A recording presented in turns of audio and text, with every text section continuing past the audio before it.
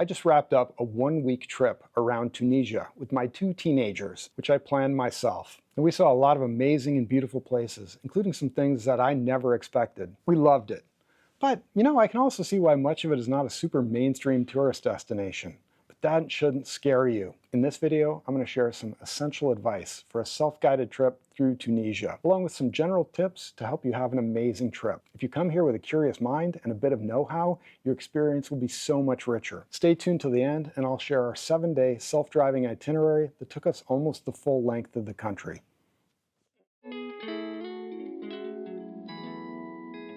First off, Tunisia is a diverse place. From a tourism perspective, as a North American, I'd say it compares in some ways to Mexico. Now, no, the culture is not similar, neither is the food, religion, landscape, safety concerns, or language. So how is it like Mexico then? Mexico is well known for its beach resorts on the Yucatan and Pacific coasts, and the cultural riches of some of its Mayan ruins. But if you go very far away from those places, there's hardly a tourist to be found. Now, Tunisia has a few areas along the Mediterranean that are very popular fly-in, fly-out package tour destinations for European holidaymakers with loads of affordable Western-style resorts. But especially outside of peak season, if you get very far outside Tunis or the resort areas of Djerba, Hammamet, or Monastir, you'll seldom encounter other tourists. So even though in an average year, Tunisia attracts over 9 million visitors, making it one of the most visited countries in Africa, it was still a very authentic experience and certainly didn't feel over-touristed to me. So first, when to visit. Tunisia is in North Africa, sandwiched between the Sahara and the Mediterranean. So you can probably guess that it can get very hot in summertime. We're here in early March, and the high temperatures were around 21 or 72 Fahrenheit. Lows were around 13 or 55 Fahrenheit. So it's actually a very pleasant time to visit. So arriving and getting around. Tunisia has a number of international airports along its coastline, but in terms of numbers, most visitors will arrive in Tunis at Carthage International Airport. Now, my plan had us flying into Tunis, then going south and departing from the southern island of Djerba. Now, although there's tons of taxis and public transportation options in the country, with there being 3 of us and a meandering itinerary with a number of rural destinations not well served by public transport, we opted to rent a car for our week in the country. The total price for a week, including a one-way drop charge, was around 350 euros. Now, I've lived and driven in urban areas much of my life, so I found driving in Tunisia to be aggressive but not stressful. Traffic rules are generally followed, but lanes can be a bit fluid, turn signals are rarely utilized, and honking is a regularly used communication form. Once we were out of urban areas, though, it was smooth sailing. The toll expressways were modern and well maintained, and the local roads were good as well. Just watch out for the occasional flock of sheep on the road in rural areas. We didn't drive into the desert, though, since we didn't have a proper 4x4 or an experienced guide. Now, I use Google Maps for navigation and it worked perfectly. I'd recommend you download an offline version if you plan to visit any rural regions though, since there's plenty of places we lost cell coverage. Also, there's occasionally police checkpoints. Now, we didn't get stopped, but be sure to always have a photo ID with you just in case. Taxis are the main way to get around cities, and they must use a meter, but the drivers don't always comply. In big cities, it's just a lot easier to use the Bolt app. So a little bit about the plan of cities and towns in Tunisia. Like all the former French colonies in the northern African Maghreb region, cities and towns in Tunisia typically have an old city, often called the Medina, and a new city, or the Ville Nouvelle. Now, before colonization, most North African towns already had a dense maze-like Medina, built with narrow streets, central markets, and traditional housing. But when the French took control in the 19th and 20th centuries, they built modern European-style districts next to those older quarters. These villes nouvelles, or new cities, featured wider streets, European architecture, administrative buildings, and planned infrastructure, designed for French settlers and the colonial administration. Meanwhile, the Medina remained the cultural and economic heart of the local population. However, if we fast forward to the modern era, don't take this to mean that the Ville Nouvelle is better maintained. Many of the buildings in Tunis were in various states of charming decrepitude. Today, many cities in Tunisia, Morocco, Algeria, and beyond still reflect this colonial duality, with a historic core and a relatively modern district built side by side. Now, the reason I mention this is that especially when choosing your accommodation, be mindful of which section you're in. The Medina will typically have more traditional, historic accommodations, while the more modern hotels and guest houses will be in the Ville Nouvelle. Now, if you're driving, you'd be wise to stay in the Ville Nouvelle, as driving and parking in the labyrinth alleyways of Medina can often be an impossible task. So on culture and hospitality, one thing that might surprise you is how genuinely helpful locals can be. Many will go out of their way to assist you without expecting anything in return. That said, don't assume everyone is like that. There's always going to be a few hustlers looking to make a quick buck off tourists, but they're pretty easy to spot. In our week in Tunisia, although I'm sure we might have paid a few tourist prices, we were never overcharged, shortchanged, scammed, or pestered to buy anything. Let's just say that Tunisia is easygoing and almost completely hassle-free, especially when you compare it with the continual in-your-face intensity and constant scamming of the touristed areas of a place like Egypt. Language. English isn't widely spoken in Tunisia, especially outside of the northern beach resorts.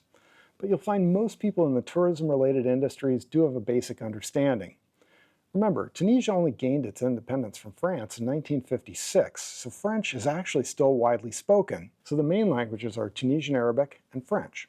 Now, if you don't speak either, Google Translate can be a big help.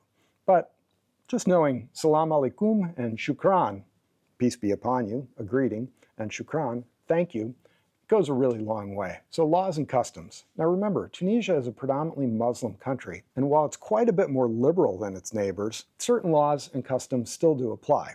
For example, technically, unmarried mixed-gender couples aren't allowed to share a hotel room. Now in practice, this is rarely enforced, unless one or both of you are Tunisian, but it's something to be aware of. So when in doubt, referring to your partner as your husband or wife rather than boyfriend or girlfriend can help avoid conflict in advance. Now we happen to be visiting Tunisia during Ramadan. The rhythm of daily life is different during this month. Streets will be quieter in the morning, businesses open late and close early, and the usual hum of cafes and restaurants is quiet until sunset. Most eateries are closed during the day, but in tourist areas you'll still find a few places serving meals. Alcohol is harder to come by as most bars and shops stop selling it, although some hotels and restaurants will continue to serve it discreetly. Now, as a tourist, be mindful of those who are fasting during daylight hours.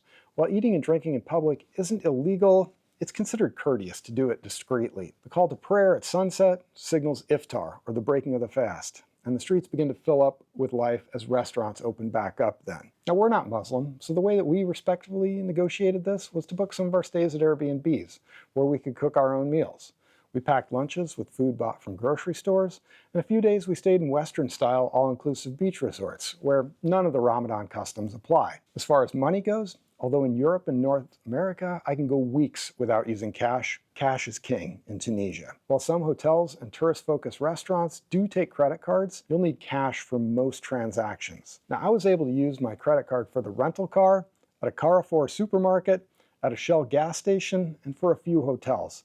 But otherwise, all of my other purchases were cash only. So try to keep small bills and coins handy for tips and small purchases, as there's a perennial shortage of small change. Tipping is part of the culture, even for small services, so carrying some small change is always a wise idea. ATMs are really common in cities and tourist spots, but they do have withdrawal limits, and the ones I used were capped at withdrawals of just 300 dinars, which is less than 100 euros. And just one more heads up, the Tunisian dinar is a closed currency, meaning it cannot be legally bought or sold outside Tunisia, so travelers are not allowed to bring dinars in or take them out of the country.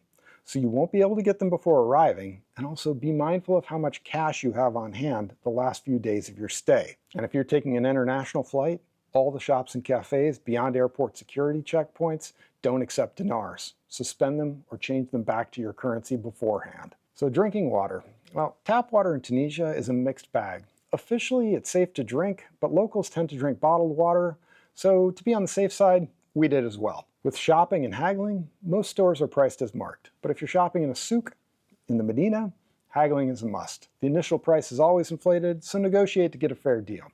The key is really to enjoy the process and find a price you're both happy with. For our accommodations, the 6 nights we were here, we stayed in an Airbnb in Tunis, Ibero-star resorts in both Sousse and Djerba, and a small hotel in Matmata. The prices were super affordable, with our accommodations ranging from our 3-bedroom central Tunis Airbnb with parking coming in at only 50 euros a night, all the way to our most expensive room of 150 euros a night for this Ibero-star all-inclusive beach resort in Djerba, with all food and drinks included. Is Tunisia safe? Yes, Tunisia is safe to visit. But like anywhere, you want to stay aware and take some basic precautions. Honestly, any advice I'd give on staying safe is the exact same that I'd give for a first-time visitor to Paris or Rome. In my 1 week there, I felt very safe the entire time, except for maybe a few moments in hectic bumper-to-bumper Tunis traffic. But yes, I'm a decent-sized middle-aged man, so your experience may vary. So finally, our itinerary. We only had 6 days, and I'm really interested in ancient history, so seeing some of the major Roman sites was a top priority for my visit. So we flew into Tunis. Now, although some may scold me for skipping Carthage, from my research, there didn't seem to be much left of it other than a bunch of foundations. Compared to what we saw in Dougga and El Jem, I think Carthage would have been a big disappointment. Please correct me if I'm wrong in the comments. So after seeing Tunis for a day and visiting the incredible Bardo National Museum, we drove to Dougga and toured the magnificent Roman ruins there, before heading over to the seaside town of Sousse for a night. From there, we drove to El Jem to see the incredible ancient Roman arena. Now, side note, I have separate videos for the Bardo Museum, Dougga, and El Jem, so please check those out if you want to know more. So because we didn't have enough time in the country, and I wanted to limit our time driving, we skipped Monastir, Kairouan, and going out to the Sahara. But I've heard great things about all those places, so if you have space in your itinerary, you should go. So we continued further south to Berber country and visited some of the historic places that are actually sets in a few of the Star Wars films, before finishing up at the island of Djerba for a bit of beach time before returning the rental car and departing from the Djerba International Airport. Bottom line, Tunisia is a stunning, history-packed destination, a gentle introduction to Muslim culture, and a truly welcoming people. If you come prepared and have an idea of what to expect, you'll have an unforgettable experience. I loved it. Thanks for tuning in. If you found this useful, a subscribe is sincerely appreciated and helps me to continue the channel.